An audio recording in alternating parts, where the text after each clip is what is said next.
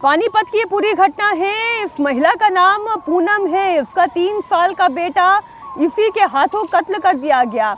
इशिका नाम की ये 9 साल की लड़की, इतनी प्यारी बच्ची, क्योंकि ये दिखने में सुंदर थी, पूनम को ये बर्दाश्त नहीं हुआ, उसने उसकी भी हत्या कर दी। पूनम की कहानी बहुत ही डराने वाली है। अपने ही रिश्तेदारों की बच्चियों का वो कत्ल कर दिया करती थी। पुलिस जब तक उस तक पहुंचती तब तक वो हत्या करके फरार हो चुकी होती। 6 साल की विधि की हत्या, 9 साल की इशिका की हत्या। पानीपत की एसपी के सामने जब ये सारी बातों का खुलासा हुआ तो उन्होंने मीडिया को क्या जानकारी दी, वो आपको सुनाते हैं। 1 दिसंबर को शाम को एक कंट्रोल रूम में सूचना मिलती है कि एक 6 साल की बच्ची विधि नौलथा गांव में पानी के टब में डूबने से उसकी मृत्यु हो गई है। पुलिस मौके पर पहुंची, शुरुआती छानबीन की, पता लगा कि जब वो डेड बॉडी रिकवर हुई इसकी तो कमरा बाहर से बंद था। तो हालात संदेहजनक थे, तो बॉडी को वहाँ से शिफ्ट करवा के हॉस्पिटल में रखवाया गया और उसमें हमने मर्डर का केस, जो सीन ऑफ क्राइम टीम और जो प्राइमरी बेसिस देखने से मौके को लगा था कि भाई इसमें हत्या की आशंका और हत्या ही लग रही थी। तो उसकी ढूंढ जब शुरू हुई तो वो कमरे में मृत अवस्था में पाई गई थी। तो हमने उसकी की ही जो रिश्ते में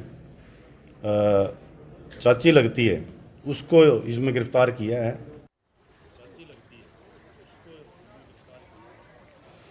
ये पूनम किस हद तक पागलपन की शिकार थी, इसकी एक एक डिटेल जब आपके सामने आएगी तब आप दंग रह जाएंगे।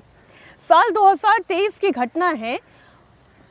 पूनम ने अपनी ननद की बेटी को पानी में डुबो कर मार डाला और जब वो ये कर रही थी, ये घिनौना काम कर रही थी, उसी का 3 साल का मासूम बच्चा वहीं पर खेल रहा था, उसी का बेटा था।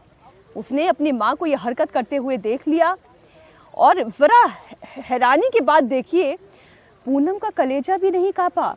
उसने अपने बच्चे को भी कत्ल कर दिया, सबूत मिटाने के लिए अपने जिगर के टुकड़े को मार डाला और बाद में घर वालों को कहानी बताई कि दोनों बच्चे खेलते खेलते पानी के टब में डूबकर मर गए। पूनम सुंदर बच्चियों का कत्ल करती थी और जब आप वजह जानेंगे तो आप हैरान हो जाएंगे, आप अपना सिर पकड़ लेंगे। दरअसल पूनम ये नहीं चाहती थी कि कोई भी लड़की उससे ज्यादा सुंदर दिखे। विधि जो 6 साल की बच्ची इस वक्त आप देख रहे हैं, कितनी प्यारी बच्ची, जिया 6 साल की बच्ची, अभी उम्र ही क्या थी, इशिका 9 साल की बेटी, और ये तीनों लड़कियां कोई किसी और की बच्चियां नहीं थी, इसी घर की थी, रिश्तेदारों की थी।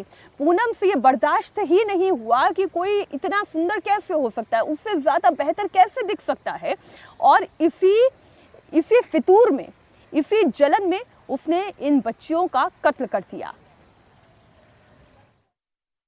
वजह जो उसकी हत्या करने की है, इस औरत से कल से पूछताछ जो हम डिटेल में की है, यही इन्होंने बताया कि जो सुंदर बच्चियां हैं उनसे इसको नफरत सी है। इन्हें पहले और भी कई खुलासे हुए हैं, इसने और भी 3 बच्चों की हत्या की हुई है पीछे। कुछ तो 2 तो सोनीपत में ही, जहां भावड़ में जहां ब्याह हुई है, जहां इसकी शादीशुदा है, वहां भी 2 बच्चों की इसने 2023 में 2 बच्चों की पानी के हौद में यूं डुबो के मार दिया था। लेकिन उस पर कोई एफआईआर दर्ज नहीं है। उसमें भी हम यहाँ से जो डिटेल्ड एक रिपोर्ट है कंसर्न जिले को भेजेंगे, उसमें जो भी लीगल कार्रवाई बनेगी वो वहाँ करवाएंगे। अब जो घटना घटी है वो वाकई में हैरान कर देने वाली है। पानीपत की इस कातिल हसीना का तंत्र मंत्र कनेक्शन भी सामने आया है। ससुराल वालों ने जो खुलासा किया है वो चौंका देने वाला है। ससुराल वालों को वो भूत प्रेत और आत्मा का झांसा देती थी। वो ये कहती थी कि मेरे अंदर एक युवक की आत्मा है जिसने 3 बच्चियों को मारा है। उसका तांत्रिक से भी कनेक्शन सामने आया। जांच में ये पता चला कि यूपी के एक तांत्रिक का नाम है इसमें, जो कैराना का रहने वाला है।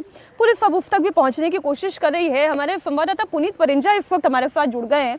अब पुनीत, तांत्रिक का क्या कनेक्शन ये निकल कर सामने आ रहा है, और एक ही घर में बच्चियों का कत्ल होता चला गया, कभी घर वालों को शक नहीं हुआ पूनम पर? हाँ, देखिए मीनाक्षी, सही बात है कि घर वालों को कभी शक नहीं हुआ, क्योंकि जब सबसे पहले 2023 में इसने अपनी ननद की बेटी को मारा और उसके बाद साथ ही अपने बेटे को भी मार दिया। और कोई भी परिवार चाहे कोई भी हो, वो ये नहीं समझ सकता कोई अपने माँ जो है वो अपने बेटे की भी हत्या करेगी। लिहाजा उसको नेचुरल डेथ मान लिया गया, एक्सीडेंटल डेथ मान लिया गया कि हो सकता है कि दोनों बच्चे खेलते खेलते पानी की हौद में गिर गए और जिसकी वजह से दोनों की जान चली गई। 2025 अगस्त में एक और बच्ची जिसको मारती है और अब 1 दिसंबर 2025 को एक और कत्ल करती है पानीपत में। और उसमें गलती ये हो जाती है कि जब उस बच्ची का कत्ल करती है ये और बाहर से कुंडी लगा देती है दरवाजे को। पुलिस को इन्फॉर्मेशन दी जाती है, पहले बारात को निकाला जाता है, जब बारात चली जाती है उसके बाद तमाम घर की महिलाओं से पुलिस पूछताछ करती है, क्योंकि पुलिस का शक तब होता है कि जब पानी के अंदर बच्ची अंदर डूबी हुई है लेकिन बाहर से अगर कुंडी लगी है तो जाहिर तौर पर पुलिस के अंदर एक शक पैदा होता है कि कुंडी किसने लगाई, क्या जानबूझकर किसने इसे जो है हत्या की है और उसे दुर्घटना का नाम देने की कोशिश की गई।